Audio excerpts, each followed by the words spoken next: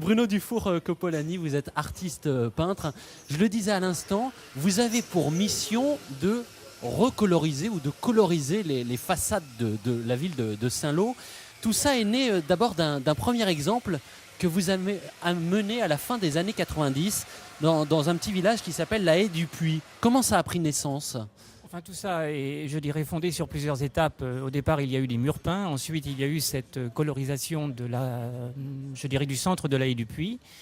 On vous a demandé une mission particulière et que vous avez d'abord menée au travers d'un événement de projection d'images sur les murs. J'irais presque pour donner l'envie aux gens de voir ce que ça pouvait donner. Oui, voilà, il y avait, dans cette grande fête qui était celle d'urbanité, il y avait l'idée d'inciter à la couleur, c'est-à-dire de proposer un grand spectacle, si on va dire à l'échelle. C'était magnifique, on voit les images. Donc un grand spectacle. Il y avait quand même une intention derrière tout ça, c'était véritablement de montrer que la couleur à Saint-Lô était, un projet qui pouvait tenir la route. Aujourd'hui, Voilà. on dit que Saint-Lô a envie de changer de peau. Est-ce qu'un mur, c'est une peau ? Parce que moi, quand j'ai envie de passer un coup de peinture sur ma façade, je vais au magasin de bricolage, j'achète de la peinture et puis basta, quoi. Oui, je crois que la surface, c'est toujours une profondeur. Elle est le prolongement de ce qu'il y a à l'intérieur et elle est aussi le dépôt de ce qu'il y a à l'extérieur. Le premier projet autour de la rue de la Poterne à Saint-Lô. Alors là, on va voir quelques images de la rue et puis ce que ça pourrait donner à partir du projet. Comment vous choisissez les couleurs, les matières ? Quel sens ça prend dans l'environnement ?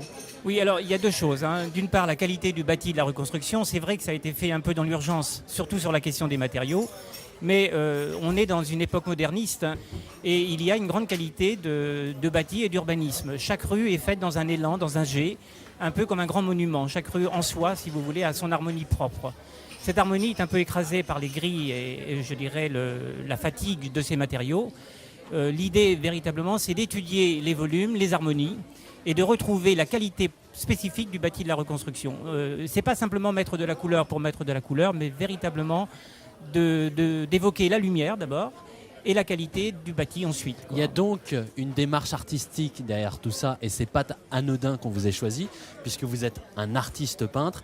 On va voir quelques images de réalisation de peinture plus ordinaire, je dirais, où là aussi il y a un travail autour de la peau et du portrait.